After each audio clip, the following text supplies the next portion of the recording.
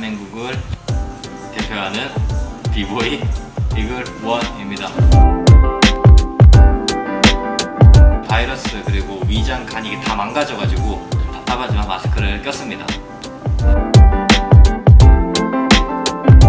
14살 때 그때 교실에 있었는데 창밖을 보다가 창밖에 그 왜 조회하는 그 교장 선생님들 서는 그 조회 이제 하는 곳에 어떤 선배가 레인보우라는 기술이 있거든요. 레인보우라는 기술을 했는데 진짜 눈앞에서 레인보우가 그려졌어요. 와, 저건 뭐지? 무술인가? 춤이라고는 생각을 못했어요. 그냥 너무 멋있어가지고. 근데 그 형이 레인보우를 돌고 저랑 눈이 딱 마주쳤어요. 그리고 한 2분쯤 지났나? 우리 교실로 찾아온 거예요, 저를. 방금 창문 누가 봤어? 네, 제가 봤습니다. 이러더니 아니 이제 난 죽었다 이제 혼날 줄 알았는데 제 눈앞에서 레인보우를 했어요. 그리고 막 이게 레인보우다 이러더라고요. 레인보우라고 아직도 기억을 하는데 저는 레인보우를 보고 너무 멋있다고 생각을 해서 춤을 시작하게 되었어요. 지금도 레인보우를 아주 많이 사용합니다. 처음에는 학교 친구들이랑 같이 춤을 췄고 팀에 대한 개념이 없었어요, 그때는 사실. 근데 이제 우리도 좀 멋있게 하자 그래가지고 이제 팀에 들어가게 되었어요. 이제 첫 번째 팀이 오보왕이라고 많이 들어보셨을 거예요. 지금의 익스트림 크루. 이 오보왕이라는 팀은 예전부터 굉장히 유명해요. 연습을 정말 엄청나게 합니다. 하루에 10시간씩 연습하는 그 얘기 아마 들어보셨을 거예요. 한국 비보이들이 10시간씩 연습한다며 그 이야기가 아마 오보왕에서 비롯되지 않았나 생각을 하거든요. 저는 정말로 진짜 10시간씩, 정말 많을 때는 24시간 같이 있어요. 방학 때는 도시락까지 싸와가지고 연습하고 또 엄청났어요. 그때 당시에는 지금이야 이해할 수 있지만 그때는 좀 힘들었던 거는 폭력도 되게 많았고 많이 맞기도 하고 그 정도로 진짜 그랬었는데 다 사랑에 매였겠죠. 그러면서 이제 제가 못 견디고 이제 이글5를 나오게 되었죠. 오보왕과 이글5를 나오게 되었죠. 그때 이제 이글이라는 이름이 지어졌어요. 제 이름을 모르니까 그 이글5에 누구 있잖아, 그 이글5에 누구 하다 보니까 독수리 하다가 독수리가 이제 제 닉네임이 되었어요. 예전부터 굉장히 꿈꾸던 팀이 있었는데 그 팀이 익스프레션이라는 크루예요. 굉장히 꿈을 꿨었고 심지어 메일도 보냈어요. 저 오디션 보고 싶은데 중학교 1학년 때 2학년 때였구나. 15살 때 익스프레션 들어가고 싶은데 어떻게 해야 되나요? 저는 토마스 윈드밀 토마스 이런 거 할 줄 압니다. 이 정도면 오디션 볼 수 있나 이렇게 아주 귀엽게 메일도 보내고 했었는데 답장이 없더라고요. 그래서 서울을 상경하게 됩니다. 그러다가 찬스가 왔어요. BL이라는 팀이 있는데 BL이랑 그리고 부산의 오보왕이 서울로 올라왔어요. 둘이 배틀을 하게 된 거예요. 근데 저는 이제 그 당시 BL 형들이랑 굉장히 친했고 심지어 거의 살았어요, 그냥. 그러면서 BL 형들이랑 같이 연습하고 있을 때 이제 배틀을 하게 된 거예요. 근데 저는 어쨌든 BL은 아니니까 이렇게 빠져 있다가 배틀을 보고 있었는데 이제 성화 형이 이제 찬호 형이랑 야, 복수가 너도 같이 배틀하자. 그렇게 해가지고 갑자기 중간에 배틀에 들어가게 돼요. 이제 오보왕과 BL 배틀에. 근데 이제 그때 당시 오보왕은 부산 익스프레션이었어요. 그 익스프레션의 이제 부산 그런 느낌? 그때 이제 부산 익스프레션을 보러 이제 익스프레션의 이제 프리즈 에이스였던 백상수 형이 놀러러 왔어요. 그 배틀에. 그리고 이제 저를 봤던 거죠. 근데 배틀이 끝나고 나서 저를 부르더라고. 야, 너 이리 와. 그래가지고 얘야 갔죠. 갔는데 너는 뭔데 이 새끼야? 왜 오보왕 BL 배틀한테 끼고 그래? 왜 그래? 막 이래가지고 되게 쫄았어요. 사실 너 조심해라 막 이렇게 죄송합니다 하고 찍힌 거죠. 이제 부산에서 갓 올라왔는데 꿈꾸던 팀의 에이스 프리즈 형한테 찍혔으니. 근데 기적처럼 한 달쯤 지났나? 이제 제가 아는 형이 있었는데 기원이 형이라고 래퍼 출신인데 그 형이랑 연습을 하고 있었는데 그 형이 이제 야, 너 익스프레션에서 너 좀 보재. 나를 왜? 야, 너 데리고 오래. 나 이제 가면 죽었다. 그리고 이제 익스프레션을 가게 됐어 처음으로. 뭐 혼나는 건 혼나는 건데 너무 약간 꿈에 그리던 곳이어가지고 갔는데 이제 상수 형이 되게 따뜻하게 저를 받아주더라고. 왔냐? 이러면서 형이 익스프레션 스카우트 하는 담당인데 담당이라기보다는 뭐 스카웃을 많이 했는데 너 익스프레션 생활 같이 해보지 않을래? 약간 이렇게 이제 저한테 말씀을 해주셔가지고 진짜 꿈만 같았죠 그때. 1년 조금 안 되게 같이 활동하다가 배틀이 있었는데 리마인드가 이제 한국에 처음 온 날이었어요. 그때 이제 배틀을 하는데 이제 그 익스프레션 멤버를 해가지고 배틀을 하게 됐어요. 그 당시에는 한국은 프로와 아마추어가 굉장히 많이 나뉘어져 있었어요. 프로는 진짜 프로 비보이, 그 외에는 다 아마추어였어. 그래서 첫인사가 너 프로야? 아마야? 약간 이런 게 되게 강했었거든요. 근데 이제 저는 이제 아마추어에서 프로팀으로 들어왔기 때문에 아마도 아니고 프로도 아니었죠 사실. 근데 그 중간에서 이제 아마추어 친구들이 야 독수리 잘해 보여줘 막 이렇게 와 하고 이제 배틀 때 이제 그래 내가 보여주고 올게 아마추어의 파워를 보여주겠어 으아 하고 이제 배틀에 올라갔는 음악이 나왔어요 이제. 근데 뒤늦게 이제 한 명의 비보이가 나타났어요. 익스프레션 에이스 형님이었는데 배틀이 이미 시작됐는데 저보고 어깨를 톡톡 치더니 야 너 내려가, 멤버 넘치니까 너 내려가, 지금 제가 왔으니까. 그때 진짜 약간 눈물이 날 뻔했어요. 그때 어린 마음에 눈물이 날 것 같아가지고. 무대가 또 뒷문도 없어요. 그래가지고 앞으로 이렇게 뛰어 내려온 거예요. 이렇게 사람들 다 보는데 이제 애들이 야 너 왜 내려왔어? 그리고 이제 바로 그 대회장 화장실에 가서 눈물을 흘렸죠. 못 견디겠더라고요. 그 약간 뭐라 해야 될까, 창피함과 그리고 내 스스로에 되게 자존감이 떨어지고 자신감도 없어지고 내가 너무 작아 보이는 거예요 제가. 그래가지고 그때 마음먹었던 게 진짜 연습 열심히 해가지고 잘하고 싶다는 생각을 하게 됐죠. 그리고 부산으로 가서 이제 투콘을 했어요. 엄청나게 많이 연습했어요. 연습 엄청 하다가 어느 날 이제 배틀 대회를 갔는데 그날 익스프레션 형들이 심사를 오셨어요. 근데 또 그날 또 꽂혔네 내가. 되게 잘 돼가지고 뭐 연실하고 놀러 오라고 하시더라고요. 그러다가 이제 엄청난 기회가 왔죠. 이제 대구에 마침 이제 익스프레션이 공연을 오게 됐는데 메일이 왔더라고. 야 너 그날 뭐 하냐? 저 뭐 없습니다. 한 1년 만이었나? 지나고 나서 너 그럼 대구 와서 공연 좀 해라. 뭔가 보여주고 싶더라고요. 정말 달라진 뭔가를. 그래서 이제 대구에 갔어요. 그리고 이제 그때 공연할 때 이제 진짜 열심히 했어요. 진짜 최선을 다해서 스케일을 크게 하고 멋있게 하고 깔끔하게 하고 진짜 어떤 뭔가를 보여주고 싶었던 거죠. 내가 실력이 늘었다라는 거를. 그때 이제 영상을 찍어주셨어요. 구상 형님이. 그리고 나서 잘했다고 저한테 팀복을 주시더라고요. 그때 진짜 그 팀복 제가 아직도 가지고 있거든요. 뒤에 이렇게 엔더스핀 모양하고 있는 익스프레션 티가 있는데 아직도 있어요 정말로. 그게 2003년도였어요. 그리고 그 영상이 그 해에 이제 퍼졌어요. 근데 그 영상이 굉장히 많이 유명해졌어요. 엄청나게 이제 많이 떠돌아다니고. 그래서 저 친구는 누구냐 이렇게 해가지고 약간 좀 궁금증을 많이 유발하게 되었죠. 그리고 그날 저한테 이제 하셨던 말씀이 배틀 오브 대회 같이 가자. 정말 말도 안 되는 순간이죠. 그죠? 그래서 저는 첫 세계 대회가 배틀 오브 대회였어요. 첫 번째 세계 대회가 배틀 오브 대회였고 나이도 되게 어렸고 그때. 그렇게 해가지고 이제 배틀 오브 대회 가게 되었고 익스프레션 활동을 하게 되었죠. 제가 나오게 된 이유는 다른 거 없었어요. 그냥 생각이 되게 그때도 어렸고 그 다음에 가수라는 거에 대해서 호기심은 있었지만 저는 약간 태생적으로 연예인 체질은 아닌가 봐요. 그냥 화장하는 것도 좀 싫었고 조금 더 춤에 치중하고 싶기도 했고. 근데 가수 생활을 하다 보니까 연습하기 싫더라고요 되게. 그러면서 뭐 그냥 가수 할 건데 윈드밀만 할 줄 알면 되지, 토마스 몇 바퀴 차면 되지, 그냥 이렇게 편하게 생각하다 보니까 춤을 잘 안 추게 되더라고요.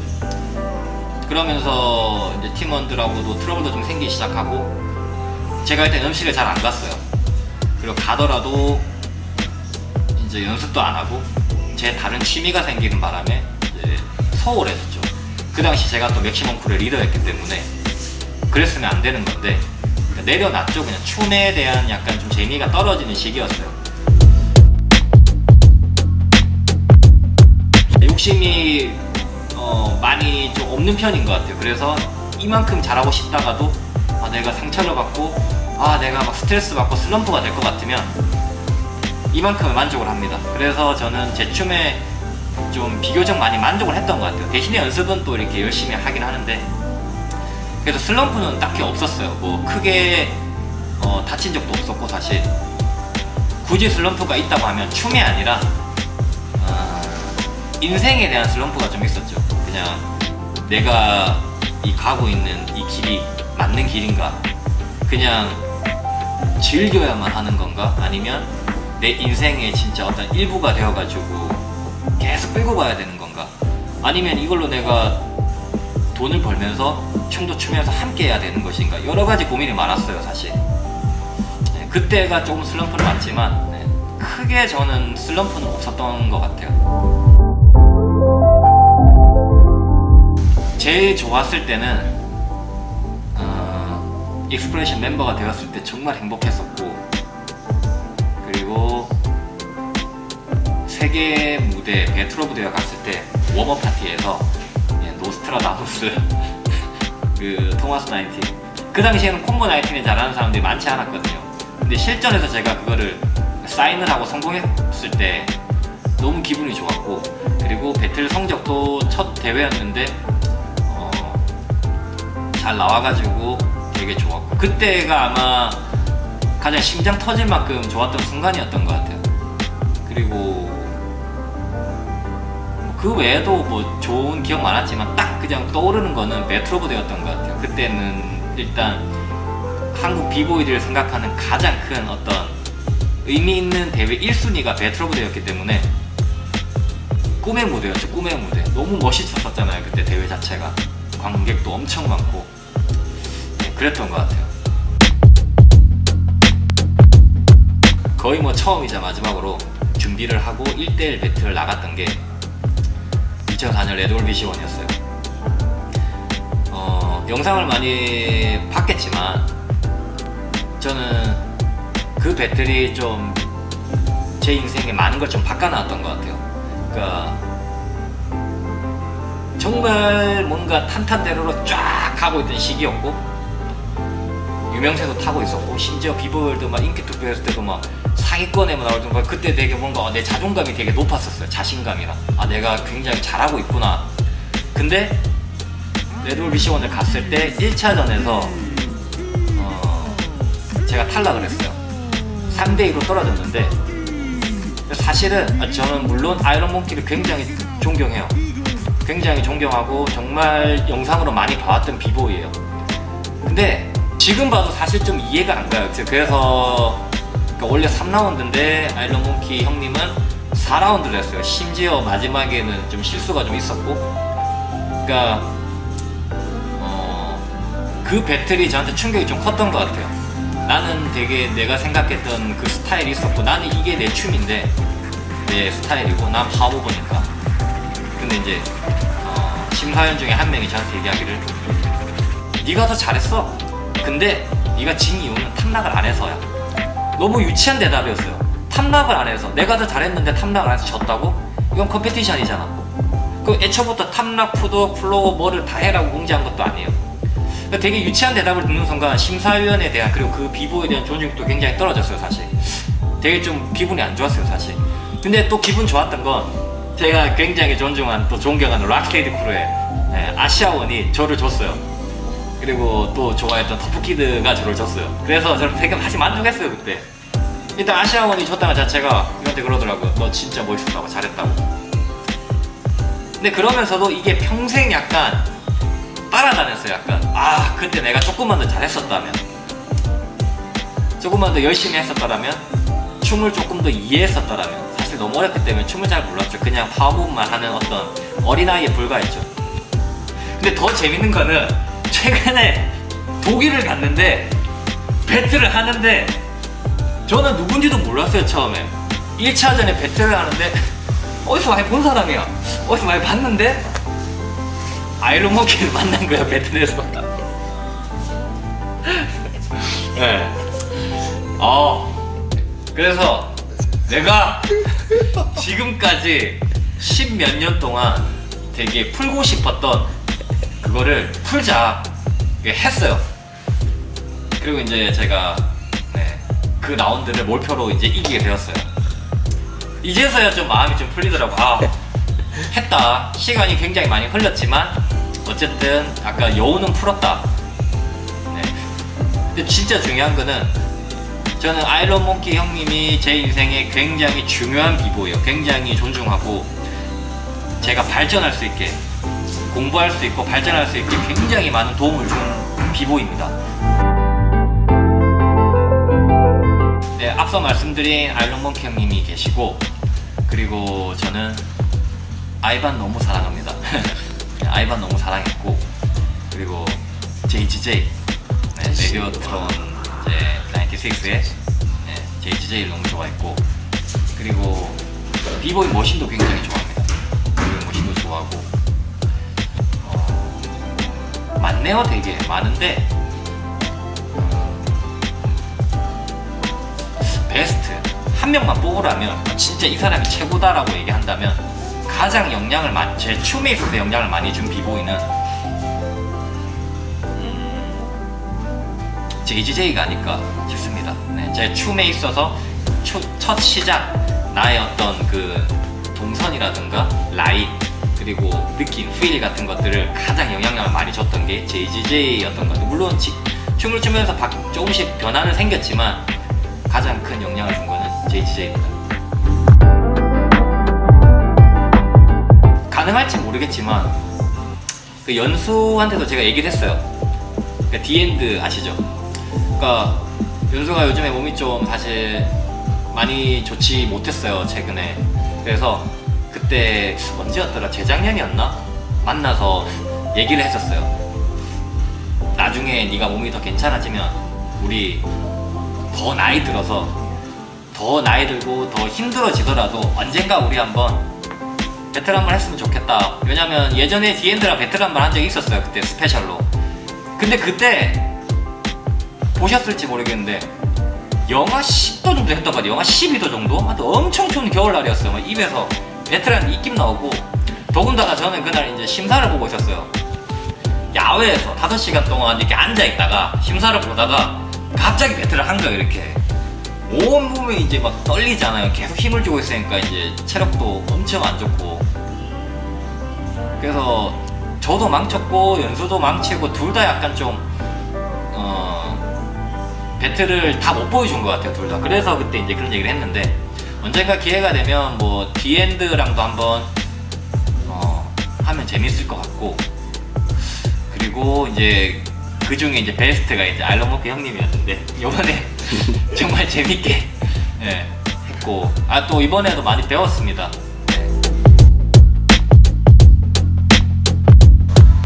저는 꼰대 싫어합니다. 그러니까 나이가 들어서 몸이 아파서 춤을 예전만큼 못 출 수는 있어요. 하지만 1년 동안에 연습 한 번 안 하고 춤 한 번 안 추다가 비디오 한 번 안 보고 대회 한 번 구경 안 갔던 사람이 갑자기 대회장에 나타나서 내가 누군지 알지? 내가 왕년에 예전에 내가 이랬던 사람인 거 알지? 그러니까 너 나 존중해. 저는 그런 사람 별로 좋아하지 않습니다. 몸이 아파서 실력이 예전 같지는 않아도 그래도 항상 춤을 사랑하고, 이제 동생들하고 춤을 나누고 춤을 이해하고, 예전의 춤은 이랬지만 지금의 춤은 이렇구나, 서로 이렇게 소통하면서 아직까지도 이렇게 함께 비보이 씬을 이렇게 좀 같이 함께하는 비보이라면 너무 좋은데, 그게 아니라 이렇게 너무 말만 이렇게 하는 비보이는 되게 싫어합니다. 그리고 근데 그 외에는 뭐 크게 싫어하는 비보이는 없는 것 같아요. 일단 저는 춤을 추는 사람이면 웬만하면 다 좋아하고, 춤을 추지 않으면서 춤을 이용해가지고 뭔가를 이렇게 막 그런 사람은 사실 별로 좋아하지 않습니다. 비보이는 정말 재밌습니다. 정말 재밌고, 비보이 안에 인생이 다 담겨있어요. 정말 대단한 것 같아요. 이게 길거리 문화에서 시작되어가지고 미국의 오지 비보이들이 놀면서 이만큼 문화를 키워나갔다는 거는 정말 대단합니다. 아직까지도 근데 잘 아시잖아요, 그죠? 캔스윕이나 위캣이나 뭐 니마인드 너무 많잖아요, 진짜 대단한 비보이들이. 그래서 뭔가 주변 환경을 너무 의식하면서 춤을 추게 되면 이것도 저것도 안 돼요. 세상은 넓잖아요. 어차피 이거는 동네 문화가 아니에요. 되게 월드 문화이기 때문에 그 동네에서 해결할 수 없다면 술값 조금 아껴서 해외로 나가보세요. 그리고 해외 나가서 구경을 하고 느끼세요. 아, 이게 진짜 힙합이구나. 왜냐면 정말 다 달라요. 어디 스타일, 브롱스 스타일, 뉴욕 스타일, 한국 스타일, 중국 스타일, 일본 스타일, 러시아 스타일, 우크라이나 정말 다 다르단 말이에요. 그렇기 때문에 그 사람들하고 만나고 이야기하고 그렇게 했을 때 진짜 이제 이 힙합이란 문화 그리고 이 비보이란 문화가 얼마나 즐거운지. 오늘만 해도 저는 이 오막이라는 친구를 처음 봤지만 이미 친구가 되었고, 언젠가 우리가 다시 어느 곳에서 만난다면 우리는 영원히 친구잖아요.